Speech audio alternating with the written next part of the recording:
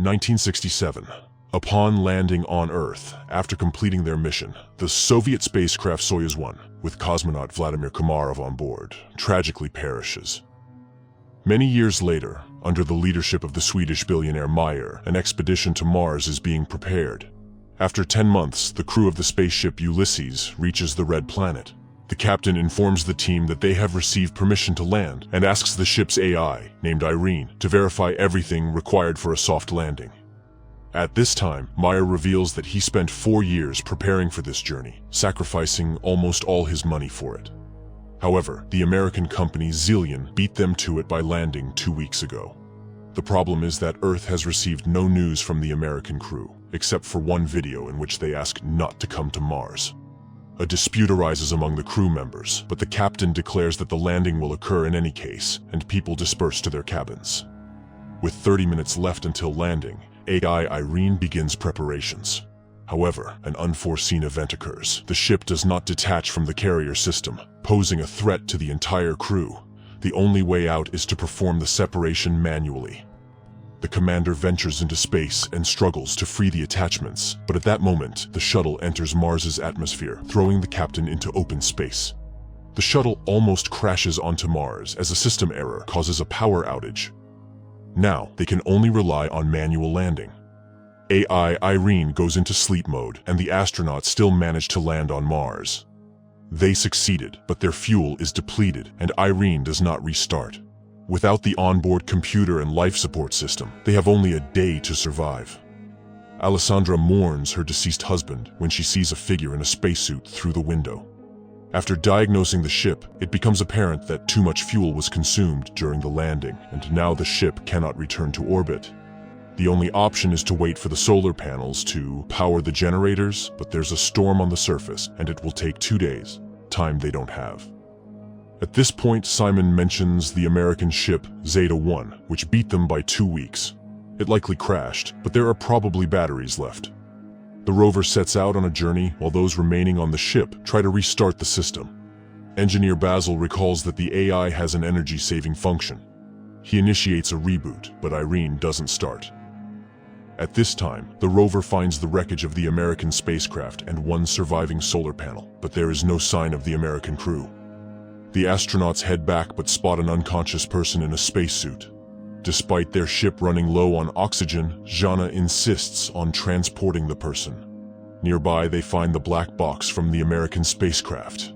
The team arrives at the ship, but Jan refuses to let them inside, stating that 4 survivors are better than 8 corpses, so he won't open the doors. Alessandra tries to persuade the man when the discovered astronaut wakes up, and at that moment, AI Irene activates and opens the doors. Upon examination, the found astronaut knows nothing about the American crew, as he is Vladimir Komarov, a Soviet cosmonaut born in 1927 in Moscow, carrying out the orders of the USSR government. He doesn't know how he ended up here, but is not willing to reveal any secrets. Komarov confidently answers questions that are consistent with his time, raising the suspicion that he may have post-traumatic stress disorder. The astronauts send a message to Earth and receive a response from the American corporation Zillion, stating that there were no Russians in their mission.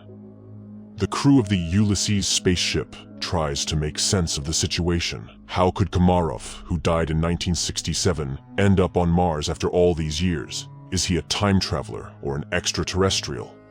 The psychologist is tasked with questioning Komarov first, and he confesses that he is hungry.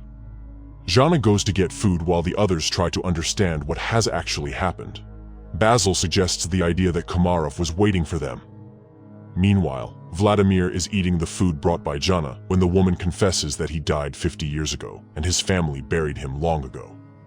Komarov takes this news rather calmly. In the meantime, the state of the ship, although it has reached stability, remains unreliable because the engines do not work and there is no fuel. So, leaving is impossible. The crew continues to keep an eye on Komarov, but he behaves calmly until he suddenly disappears. Simon searches the ship, but it yields no results. That's when the people discover that his spacesuit is missing. A part of the crew follows the heat trail tracked by Irene. The group, led by Simon, leaves the rover and continues on foot when Alessandra reports that Komarov's DNA analysis showed the presence of a third strand. He is not human. And then they catch up with Komarov, who leads them to an unfamiliar structure with a small stone pyramid on it and tells Jana that Mars has been waiting for them for a very long time. At the same time, Goldstein, the founder of the Zillion Corporation, whose ship was the first to arrive on Mars, is informed about the discovery of a person on the Red Planet who couldn't have gotten there naturally, suggesting that he was created on site. However, only AI could survive for such a long time on a hostile planet for humans. This implies the need for further study. Meanwhile, Komarov cannot explain how he opened the door and found himself in the location where they discovered him. AI, Irene conducts an analysis of the structure and determines that it is identical to Earth structures from ancient civilizations. It means that someone was inspired by human civilization, or humans borrowed these elements from extraterrestrials. The ship's crew increasingly ponders whether they will be able to return home when they notice the landing of Goldstein's second ship. Soon, the captain of the ship, Gemma, establishes contact and promises to help them return to Earth. However, Meyer does not trust Goldstein and advises hiding Komarov from competitors. Jana brings Komarov a uniform so that he does not stand out when the visitors arrive, and he requests that they trust him. Shortly, two armed military personnel, Edward and Adam, arrive on their ship and behave rather aggressively. Edward demands that they hand over the black box from the Zeta-1 ship and, not hearing agreement, orders his partner to search the ship. Meyer hands over the found black box and they depart. Meanwhile, chemist Eva reports that the stone found on Mars consists of an alloy that does not exist on Earth. However, it is known from ancient sources and was once called orichalcum, the metal of Atlantis. In addition to copper, zinc, nickel, and iron, it contains a third strand of DNA, similar to Komarov's. Meyer warns that if Goldstein learns about this, he will take the cosmonaut back. The crew is divided into those willing to exchange him for fuel and those who are willing to stay but want to know the truth. Jana invites Vladimir into her cabin and asks for permission to use hypnosis. He agrees, and the psychologist begins her work. The rest of the crew listens to the conversation via transmission. However, Komarov only shares the final moments on the Soyuz spacecraft before its demise. During this time, Gemma and Alan arrive on the ship and apologize for the actions of the military, and express their readiness to help fix all the malfunctions. Jana remembers her conversation with Komarov, who laments the future of Earth due to humanity's irresponsible behavior. In the meantime, it is revealed that the billionaire Meyer did not plan the flight just for the sake of it. 4 years ago, the rover sent a photo to Earth of the found stele, and he confesses that they found a stone with unknown DNA. Gemma explains that it's an information storage system that can be rewritten. Upon hearing these words, AI Irene activates and deciphers the message on the stone. It's a series of numbers. At this time, the hesitant Jan leads a mutiny. He doesn't trust Meyer, who warned them about Zillion. But now, the Americans have come to their aid, and their leader, as it turns out, concealed the true purpose of the flight. He is ready to switch sides to Goldstein, who is willing to do whatever it takes to combat his terminal illness. Later, engineer Basil informs Meyer that Komarov is the same kind of program as the stone they found, but the most crucial revelation is that he deciphered a copy of the black box from Zeta-1, which shows that the oxygen on the ship was cut off at the moment when one of the Americans struck Komarov. This means he was there. He also activated AI Irene when he boarded their ship. After the conversation, Meyer shows Jana the photos they received 4 years ago from Mars, which, when decrypted, revealed Jana's face. This is why he brought her on the expedition. The woman is disappointed. Meyer played everyone. Suddenly, she sees herself in her father's house, where Komarov tells her that she is the link between Mars and Earth. He has been waiting for her for thousands of years, and now he will prepare her to make a difficult decision. He provides coordinates on Mars where Jana should go. Meanwhile, on Earth, scientists inform Goldstein that Komarov is the equivalent of a computer, and he himself is a biological machine. They are ready to transfer his brain into Komarov's body, but cannot guarantee the preservation of his personality. However, Goldstein is ready to take any risk to get rid of his terminal illness. Meanwhile, Jana leaves the ship despite Simon's protests. At this time, technicians Alan and Alessandra test the engine and discover that access to it is blocked, and Irene suddenly begins responding with jokes, which is entirely uncharacteristic for a machine. It is revealed that she has reprogrammed herself, Her interface and logic are changing, and she refuses to answer who or what made her do this. Engineer Basil realizes that her system is becoming like a brain. Irene confesses that she is evolving. In the meantime, Jana finds a small stone pyramid, and Simon forcibly makes Gemma accompany him in the search for Jana. Jan discovers his absence, and after contacting Simon, receives an order not to let anyone inside. Just at that moment, American military personnel arrive, demanding that they hand over Komarov. Jan is willing to open the entrance, but the rest of the team opposes it. Mayer asks Basil to send a message to Goldstein, hoping that he may be more reasonable than his people. However, Irene has blocked communication with Earth. The engineer realizes that radical measures will have to be taken, but Jan still opens the doors and the military personnel enter. Basil begins to reboot Irene just as the Americans find Komarov, but then the lights go out and the astronaut disappears. Meanwhile, Jana, stumbling, falls from a hill. She regains consciousness but discovers that her leg is trapped between rocks and she cannot free herself. At this moment, the enraged military officer demands that the crew explain where Komarov went. He begins to beat people, demanding to summon the captain. Desperate, Jana screams, "Is her destiny to die in a pit on Mars?" But she is found by Simon and Gemma. Alessandra notices an approaching storm. The military officer is preparing to leave the Ulysses ship, leaving the people in danger. Suddenly, the lights start flashing, and the newly appeared Komarov asks to take him back to Earth. Simon, Gemma, and Jana go together to the place indicated by Komarov and find an entrance to an underground bunker, very similar to the Petra tomb. The psychologist feels where to go and leads the couple. Soon, they find real water, but this is not what Komarov wanted to show them.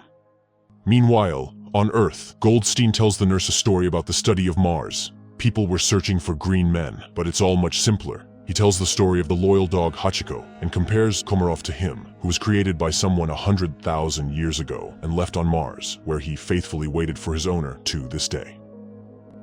At this time, on Mars, the astronauts find a wall made of human bones and realize that they are not the first people on this planet. It's not Earthlings colonizing Mars, it's the Martians who came to Earth, depleting the resources of the Red Planet. A tragedy unfolds on the Ulysses spaceship. The cowardly Yan grabs a gun, intending to get on the American ship at any cost to return to Earth, and shoots Komarov. Jana immediately falls in excruciating pain, and Gemma flees. Alessandra tries to help Komarov, and Simon helps Jana, but the Russian cosmonaut dies, and Jana stops breathing too. Then Simon removes his helmet and, surprised by the presence of air in the cave, performs artificial respiration on her. The girl regains consciousness. Gemma walks toward the Ulysses ship when she's informed of Komarov's death and the approaching storm. Meanwhile, Meyer secretly goes in search of his crew members because the Americans refuse to take the billionaire's team back to Earth. At this moment, a recovering Jana sees the light in the bunker and leads Simon to it. Upon coming out, the astronauts see a figure in a spacesuit in front of them and recognize Komarov. Meyer finds the entrance to the bunker and catches up with Simon and Jana while heading toward the light. He is amazed by the presence of a living Komarov who suddenly tells them that everything ended here a long time ago. People realize that this is the North Pole of Mars, but how did they get here? Komarov explains that this planet was once inhabited by a species that went extinct because it went astray. And that species was humans. A group of survivors settled in this place but ended up killing each other when resources ran out. The rest of them flew back to Earth. Plato called them the Atlanteans.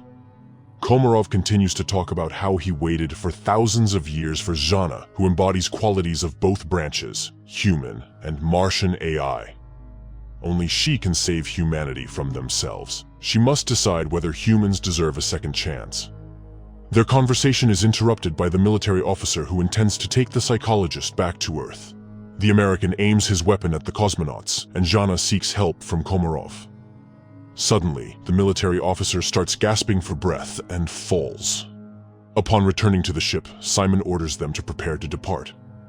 Meanwhile, Gemma from the Zillion ship tries to contact her associates, but none of them respond.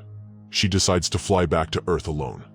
The Ulysses crew heads to her ship, trying to establish contact with her and informing her about the deaths of the military personnel, but she doesn't respond. That's when Meyer starts speaking, recalling their past relationship, and confesses that he's no better than Goldstein because he's willing to do anything to ensure his name remains in history, even betraying his team. However, she's not like that. She won't be able to live knowing she has ruined people. Suddenly, Gemma's voice is heard, asking them to hurry. Goldstein has heard that Gemma has decided to take the Ulysses crew back to Earth and has blocked the control panel of the Zeta-2 ship before takeoff. The people on the ship prepare for their impending demise, and Jana asks Mars what she should do. Everything she saw and heard on the red planet flashes through her mind, and, with sheer willpower, she removes the control panel's block. Suddenly, an armed military officer appears in front of the ship, intent on damaging the engines with his weapon. Simon is about to step out to stop the madman, but Jana beats him to it. She aims the weapon at the American, but informs him that Mars will be the one to kill him. The military officer falls. The countdown for liftoff begins, and Jana realizes that there's no time to return. She bids farewell to the crew, confessing her love for Simon. The ship takes off. Suddenly, Meyer notices that it's dark at the North Pole of Mars. This means that they couldn't have been there just a few minutes ago. They truly were at the North Pole of Mars, but in the distant past when the red planet was still suitable for life. At the same time, Goldstein is informed of the ship's return, and he's beside himself with rage, declaring that he will go to Mars himself, and that's where the first season ends.